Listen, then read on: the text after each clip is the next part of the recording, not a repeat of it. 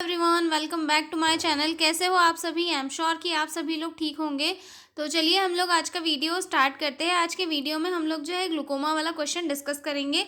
काफ़ी important question है और प्रीवियस ईयर के क्वेश्चन पेपर्स में कई बार पूछा भी गया है। तो चलिए हम लोग इसे स्टार्ट करेंगे।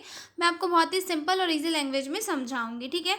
तो ग्लूकोमा क्या है? ग्लूकोमा एक आई डिसीज़ है जिसमें एक्चुअल में होता क्या है, जो हमारी आई में हमें मतलब दिखाई देता है, एक ट्रांसपेरेंट वाटरी सा एक फ्लूइड दिखाई देता है जिसे हम एक्वस ह्यूमर बोलते हैं, ठीक है। उसका जो लेवल हो जाता है वो आँखों में ज़्यादा बढ़ जाता है, ठीक है।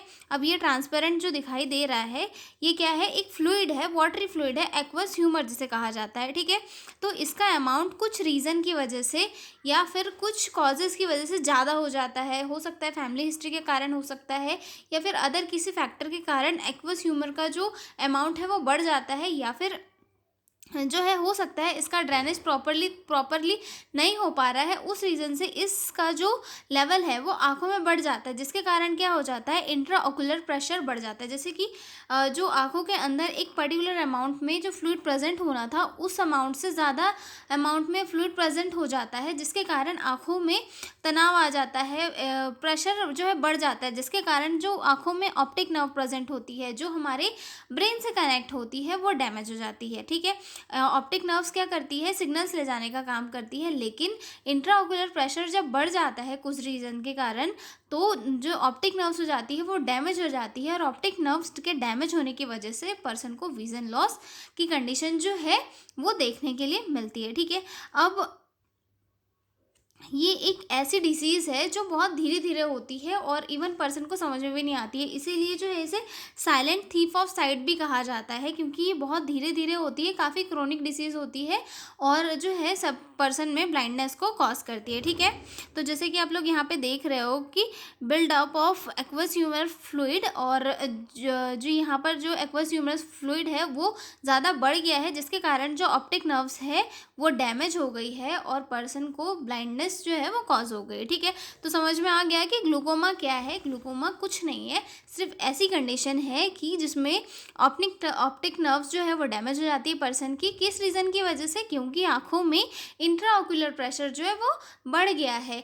क्यों बढ़ा है? क्योंकि एक्वस ह्यूमर जो फ्लूइड है, जो एक ट्रांसपेरेंट फ्लूइड होता है हमारे आइज़ के अंदर, उसका अमाउंट बढ़ गया है, जिसके कारण जो आईओपी इंट्राओकुलर प्रेशर है वो इंक्रीज़ हो गया है, और जिसके कारण ऑप्टिक नर्व्स डैमेज हो गई है और जिसके कारण विजन लॉस हो रहा है, ठीक है। तो ये हो गया हमारा एक रफ इंट्रोडक्शन ऑफ ग्लूकोमा। अब हम इंट्रोडक्शन से देखेंगे सारी चीज़ें, क्योंकि इतनी देर में आपको समझ में आ गया होगा कि ग्लूकोमा एक्चुअल में है क्या, ठीक है। Glaucoma is a common eye disorder that slowly damage the optic nerves due to increased pressure inside the eye, intraocular pressure. मतलब ग्लूकोमा क्या है? ग्लूकोमा एक ऐसा आई डिसऑर्डर है जिसमें ऑप्टिक नर्व धीरे धीरे डैमेज हो जाती है, जिसके कारण किस कारण से होती है? क्योंकि आंखों के अंदर जो इंट्राओकुलर प्रेशर है वो बढ़ गया होता है, ठीक है। It causes gradual loss of vision, specially sight, peripheral vision, and if not treated it can lead to permanent blindness, ठीक है। और ये जो है धीरे धीरे विजन का लॉस कराती है, मतलब एकदम से जो है पर्सन को दिखाई देना बंद नहीं होता, धीरे धीरे विजन लॉस होता है, और अगर इसे ट्रीट नहीं किया गया ऑन टाइम पे तो ये परमानेंट ब्लाइंडनेस भी कॉज कर सकती है, ठीक है। It is also called silent thief of site because it usually has know early symptoms. और इसे जो है साइलेंट थीफ ऑफ साइट कहा जाता है क्योंकि स्टार्टिंग में इसके कोई भी सिम्टम्स हमें दिखाई नहीं देते, धीरे धीरे जो है कंडीशन बढ़ती जाती है, उसके बाद में इसके सिम्टम्स जो है दिखाई देने लगते हैं, ठीक है। अब इसके बाद डिस्कस करेंगे हम लोग इसकी definition. Definition of glaucoma. Glaucoma is a disease of the eye characterized by increased intraocular pressure causing optic nerve damage and progressive loss of vision. Glaucoma क्या है? ग्लूकोमा एक आई डिसीज़ है जो किस रीज़न की वजह से हो रही है? आँखों में इंट्राओकुलर प्रेशर के बढ़ने की वजह से हो रही है, जिसके कारण ऑप्टिक नर्व डैमेज हो जा रही है और जिसके कारण जो है progressive loss of vision person में हो रहा है, ठीक है। एक और डेफिनेशन मैंने लिखी हुई है वो भी देख लेते हैं। Glaucoma is a condition in which raised pressure inside the eye damage the optic nerve resulting the gradual loss of eyesight। यानी कि ग्लूकोमा एक ऐसी कंडीशन है जहाँ पर जो प्रेशर है इनसाइड द आई वो बढ़ जाता है, जिसके कारण ऑप्टिक नर्व डैमेज हो जा रही है और जिसके रिजल्ट में जो है हमें gradual loss of I site देखने के लिए मिलता है। ठीक है, अब देखेंगे हम लोग इसके टाइप्स की, कौन कौन से टाइप्स होते हैं ग्लूकोमा के। ठीक है, तो इसमें सबसे फर्स्ट आता है प्राइमरी ओपन एंगल ग्लूकोमा, जो एक क्रोनिक टाइप होता है। ठीक है, angle closure glaucoma acute type होता है। देन थर्ड आता है सेकेंडरी ग्लूकोमा और कंजेनाइटल ग्लूकोमा। ठीक है, अब हम एक एक टाइप को डिटेल में पढ़ेंगे। ठीक है, प्राइमरी या प्राइमरी ओपन एंगल ग्लूकोमा, ठीक है, ये सबसे कॉमन टाइप होता है। Drainage canal becomes slowly blocked, gradually increase in pressure, painless slow loss of vision. और ये प्राइमरी ओपन एंगल ग्लूकोमा में क्या होता है, ये काफ़ी मोस्ट कॉमन टाइप का ग्लूकोमा होता है। इसमें जो है आई के फ्लूइड का जो ड्रेनेज होता है, यानी कि जब जो ड्रेन होना रहता है उस फ्लूइड का, वो ब्लॉक हो जाता है। मतलब जहाँ से जो फ्लूइड जो है वो ब्लॉक मतलब ड्रेन होने वाला रहता है, वहाँ से क्लियर होने वाला रहता है, वो ब्लॉक हो जाता है, जिसके कारण जो है आँखों के अंदर जो अमाउंट हो जाता है फ्लूइड का वो बढ़ जाता है। अब मान लो ये हमारी आई है, ठीक है, अब इसके अंदर जो फ्लूइड है अब वो धीरे धीरे यहाँ से इसका निष्कासन होना था, मतलब निकल जाना था, लेकिन अगर वो निकल नहीं पा रहा है, इकट्ठा हो रहा है, तो क्या होगा, उसका अमाउंट ज़्यादा हो जाएगा, प्रेशर बढ़ जाएगा, तो जिसके कारण क्या हो जाएगा, ऑप्टिक नर्व्स डैमेज हो जाएगी। तो ये फर्स्ट टाइप में क्या होता है, प्राइमरी ओपन एंगल ग्लूकोमा में जो ड्रेनेज है एक्वस ह्यूमर का वो ब्लॉक हो जाता है, जिसके कारण प्रेशर बढ़ जाता है और पर्सन में ब्लाइंडनेस जैसी कंडीशन कॉज होती है। ठीक है, और ये पेनलेस होता है और काफ़ी इसमें जो विजन लॉस होता है वो काफ़ी स्लो होता है, मतलब बहुत धीरे धीरे होता है। ठीक है, अब जो अगला टाइप आता है वो आता है angle closure glaucoma acute type. ठीक है, एंगल क्लोजर ग्लूकोमा में क्या हो जाता है कि जो फ्लूइड का ड्रेनेज होता है वो एकदम से ब्लॉक हो जाता है। ठीक है, मतलब एक्यूट यानी कि बहुत एकदम से ब्लॉक हो जाता है, sudden blockage of fluid drainage, sudden eye pain, headache and redness. और इसमें क्या हो जाता है, पर्सन को सडन आई पेन होने लग जाता है, हेडेक होने लग जाता है और रेडनेस होने लग जाती है। ठीक है, अब जो हमारा थर्ड टाइप आता है वो आता है सेकेंडरी ग्लूकोमा, यानी कि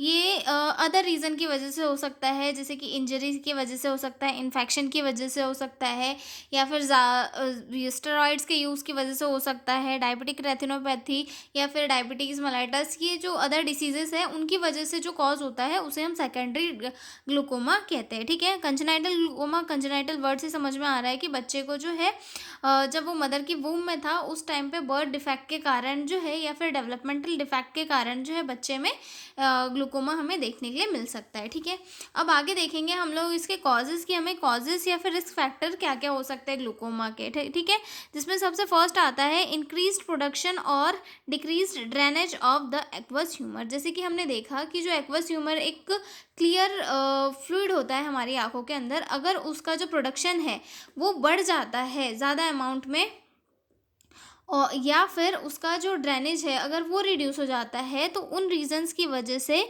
क्या हो जाता है, आँखों में एक्वस ह्यूमर का अमाउंट बढ़ जाता है और इंट्राओकुलर प्रेशर इंक्रीज हो जाता है। ठीक है, तो सबसे फर्स्ट मेजर कॉज तो यही माना जाता है कि एक्वस ह्यूमर जो फ्लूइड होता है उसका अमाउंट बढ़ जाता है ड्यू टू इंक्रीज प्रोडक्शन या फिर डिक्रीज ड्रेनेज। ओके, उसके बाद फैमिली हिस्ट्री के कारण भी हो सकता है, अगर फैमिली में किसी को रहा हो पहले से, उसके वजह से हो सकता है। ठीक है, एज अबाव 40 ईयर्स, अगर किसी पर्सन की एज 40 है उसके बाद में मोस्टली जो है कॉज हो सकता है। ठीक है, आई इंजरी या फिर इन्फेक्शन की वजह से हो सकता है। ठीक है, long term use of corticosteroids, long term use corticosteroids की वजह से हो सकता है। ठीक है, डायबिटीज़, हाइपरटेंशन, ये दोनों भी एक मेजर कॉज बनते हैं ग्लूकोमा के। ठीक है, सीवियर स्ट्रेस और poor blood circulation of the eye, मतलब अगर पर्सन को सीवियर स्ट्रेस है या फिर उसका जो ब्लड सर्कुलेशन है आँखों तक अगर प्रॉपरली तरीके से नहीं पहुँच पा रहा है, तो उस रीज़न की वजह से भी ग्लूकोमा हो सकता है। ठीक है, तो ये हो गया हमारा causes and risk factor of glaucoma. अब अगले पॉइंट में हम डिस्कस करेंगे sign and symptoms of glaucoma. ठीक है, तो हम जो टाइप वाइज इसके साइन एंड सिम्टम्स को डिस्कस करेंगे। ठीक है, तो सबसे फर्स्ट वाला टाइप कौन सा था हमारा, ओपन एंगल ग्लूकोमा। ठीक है, chronic type, gradual loss of side vision. इसमें क्या होता है कि धीरे धीरे जो है पर्सन को चीज़ें कम दिखाई देने लगती है, ब्लर दिखाई देने लगती है, ठीक है। हेलोस अराउंड लाइट्स, लाइट्स के चारों ओर जो है पर्सन को एक रिंग या फिर गोल घेरे जैसा स्ट्रक्चर दिखाई देने लगता है, ठीक है। ब्लड विजन होता है, फ्रिक्वेंट चेंज इन ग्लासेस, बच्चे के जो पर्सन के जो चश्मे वगैरह है वो उन्हें बार बार बदलने पड़ते हैं, ठीक है। हेडेक होने लगता है ज़्यादा सीवियर इसमें, डिफ़िकल्टी सीइंग इन नाइट, और पर्सन को जो है रात में देखने के लिए दिक्कत होती है, और no pain in early stage. और ओपन एंगल ग्लूकोमा में क्या होता है कि जो अर्ली स्टेज होती है उसमें कोई भी पेन वगैरह फील नहीं होता है, ठीक है। तो ये हो गए sign and symptoms open angle glaucoma के। अब हम देखेंगे एंगल क्लोजर ग्लूकोमा के साइन एंड सिम्टम्स। फर्स्ट है इसमें सीवियर आई पेन, मतलब एकदम से जो ड्रेनेज है वो ब्लॉक हो जाता है, जिसकी वजह से सीवियर आई पेन हमें देखने के लिए मिलता है, ठीक है। ब्लड और डिक्रीज्ड विजन देखने के लिए मिलेगा। रेडनेस इन आई, मतलब आइस में काफ़ी रेडनेस देखने के लिए मिलेगी। हेलोस अराउंड आइस, लाइट के अराउंड जो पर्सन को एक रिंग जैसा स्ट्रक्चर देखने के लिए मिलेगा, ये सभी इसमें देखने के लिए मिलता है लगभग, ठीक है। नोजिया, वॉमिटिंग होगी, हेडेक होगा, pupil mild dilated and non reactive, और पर्सन की जो प्यूपल्स है वो माइल्ड डायलेटेड देखने के लिए मिलेगी या फिर नॉन रिएक्टिव देखने के लिए हमें मिलेगी, ठीक है। मतलब जो आकार में फैली रहती है वो काफ़ी ये होने लगेगी और लाइट की तरफ कोई रिएक्ट नहीं करेगी, मतलब नॉर्मल लाइट पे छोटी नहीं होगी और नॉन रिएक्टिव फेज में वो चली जाएगी। जैसे कि हम लोग हमारी आँख वगैरह बंद करते हैं, लाइट वगैरह पड़ता है तो कैसे ये सिकुड़ जाती है, तो वो उस टाइप से नहीं होगी, ठीक है। सडन लॉस ऑफ विजन, और अचानक जो है पर्सन की नज़र कम हो जाती है या फिर चली जाती है, ठीक है। और कंजेनाइटल ग्लूकोमा में क्या होता है, आँखों का साइज़ काफ़ी बड़ा हो जाता है, ठीक है। टीयरिंग यानी कि आँखों से कंटिन्यूअसली पानी बहता रहता है, ठीक है। फोटोफोबिया होता है, बच्चे को रोशनी से डर लगता है, ठीक है। कॉर्नियल हैज़ीनेस यानी कि जो आँखों की काली पुतली होती है वो धुंधली दिखाई देती है, मतलब हमारा जो कॉर्निया होता है वो काफ़ी क्लाउडी दिखाई देने लगता है, ओके। अब जो अगला पॉइंट आता है हमारा वो आता है डायग्नोस्टिक इवोल्यूशन वाला, कि हम साइन एंड सिम्टम्स तो देख लिए, अब डायग्नोस्टिक इवोल्यूशन क्या क्या करेंगे, हिस्ट्री कलेक्शन करेंगे, फिजिकल एग्जामिनेशन करेंगे, ऑकुलर हिस्ट्री लेंगे, ठीक है। मतलब जो पर्सन है उससे सारी इन्फॉर्मेशन वगैरह कलेक्ट करेंगे, ठीक है। टोनोमेट्री में क्या किया जाता है, इंट्राऑकुलर प्रेशर को मेज़र किया जाता है, तो इंट्राऑकुलर प्रेशर तो मेज़र करना इंपॉर्टेंट है, तो वो किया जाता है, ठीक है। उसके बाद ऑप्थेल्मोस्कोपी की जाती है। ऑप्थेल्मोस्कोपी में क्या किया जाता है, ऑप्टिक डिस्क या फिर ऑप्टिक डिस्क को चेक किया जाता है, या फिर नर्व डैमेज तो नहीं है उसे चेक किया जाता है, ठीक है। पैरीमेट्री जिसे हम विजुअल फील्ड टेस्ट भी कहते हैं, इसमें जो है क्या डिटेक्ट किया जाता है, loss of side vision detect किया जाता है, ठीक है।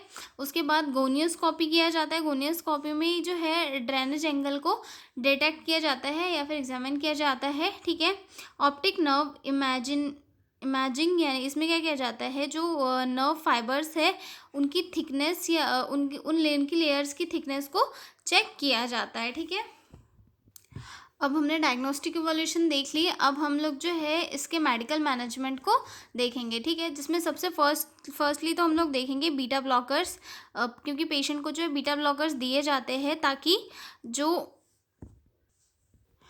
फ्लूइड है उसे रिड्यूस किया जा सके। बीटा ब्लॉकर्स में जो है टीमोलॉल दिया जाता है एंड सोटालॉल दिया जाता है, ताकि जो प्रोडक्शन है फ्लूइड का उसे रिड्यूस किया जा सके एक्वस ट्यूमर के फ्लूइड को, ठीक है। उसके बाद कोलिनर्जिक ड्रग्स दिए जाते हैं ताकि जो ओवर प्रोडक्शन हो रहा है फ्लूइड का आँखों में उसे रिड्यूस किया जा सके, ठीक है, जिसमें पिलोकार्पिन मोस्टली दिया जाता है, ओके। उसके बाद कार्बोनिक एनहाइड्रेस इनहिबिटर्स दिए जाते हैं ताकि जो फ्लूइड का सिक्रेशन है उन्हें रिड्यूस किया जा सके।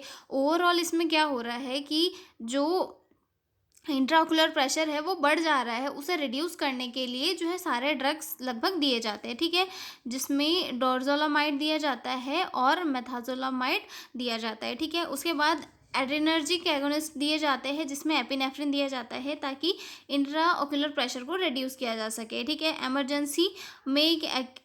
एमरजेंसी केसेस जैसे कि एक्यूट एंगल क्लोजर ग्लूकोमा में क्या किया जाता है, मैनेटॉल दिया जाता है आईवी रिड्यूस करने के लिए किसे आँखों के अंदर के प्रेशर को रिड्यूस करने के लिए जो है दिया जाता है। ठीक है, अब अगला पॉइंट आता है हमारा सर्जिकल मैनेजमेंट की सर्जिकल मैनेजमेंट में क्या क्या किया जाता है ग्लूकोमा के। ठीक है, जिसमें सबसे फर्स्ट आता है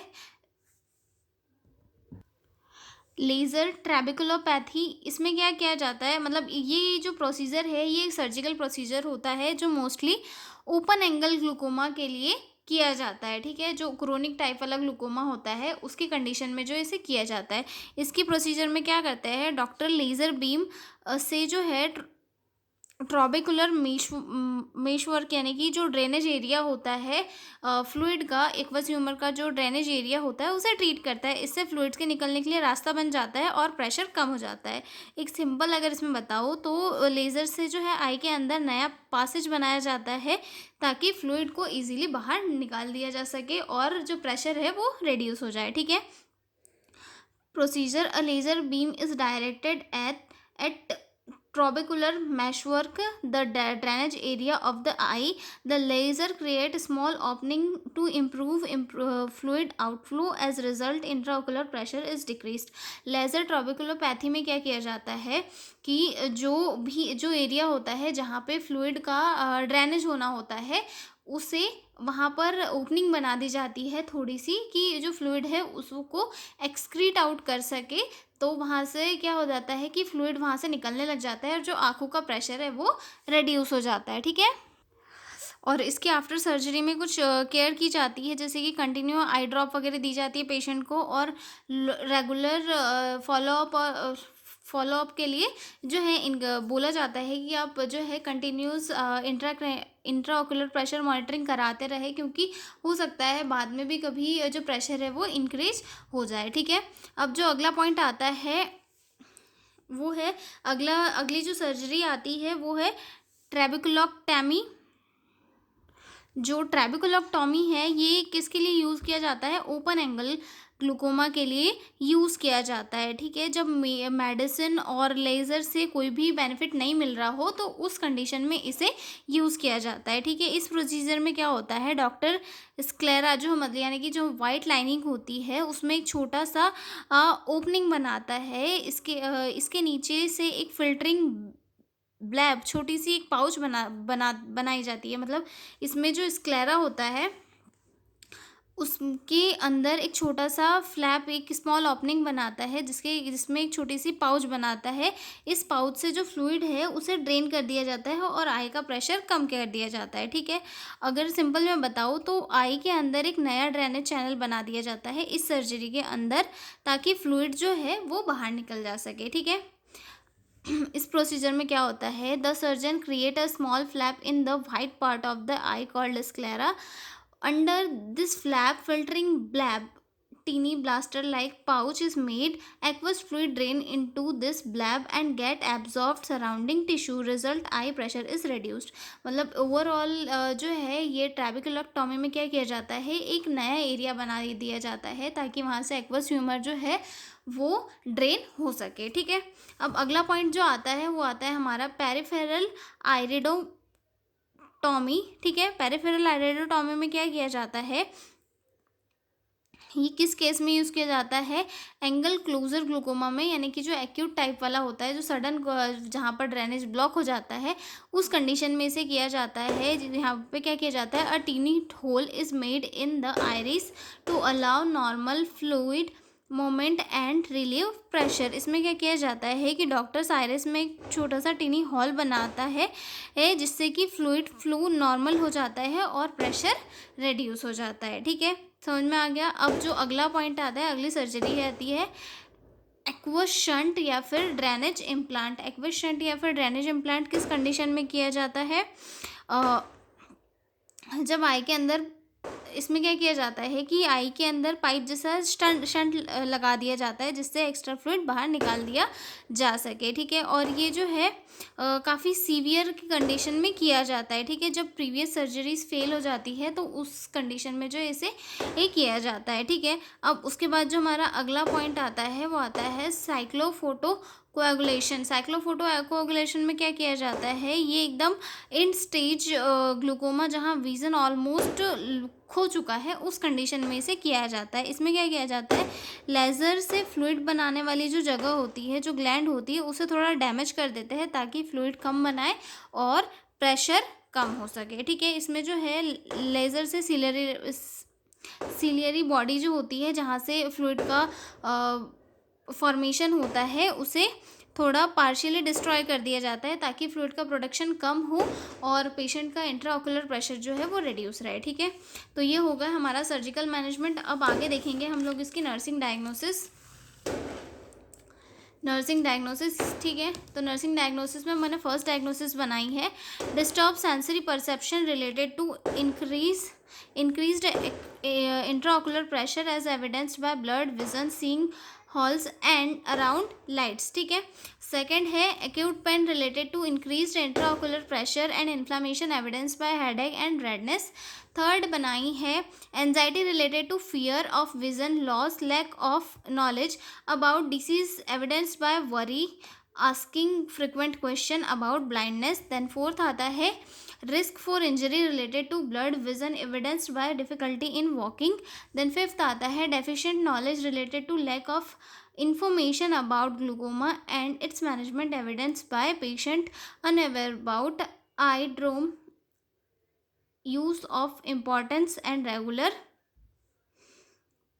चेकअप्स। ठीक है, तो ये मैंने जो है 5 नर्सिंग डायग्नोसिस बनाई है, जिसमें मैंने 2 के ऊपर केयर प्लान्स भी बनाए हैं जो मैं आपको दिखा देती हूँ। कुछ इस टाइप से है, आप लोग देख सकते हो।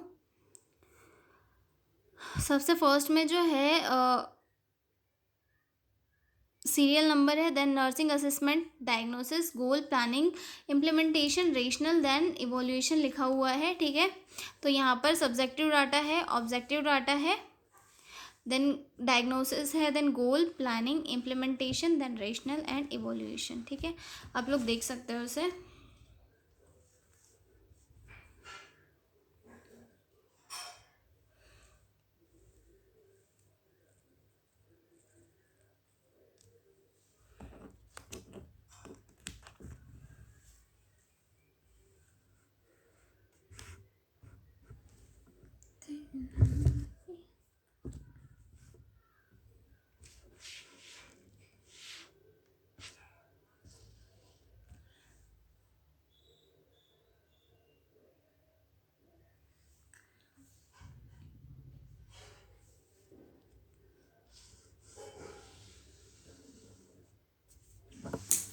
एक और केयर प्लान है जो मैं आपको बता देती हूँ।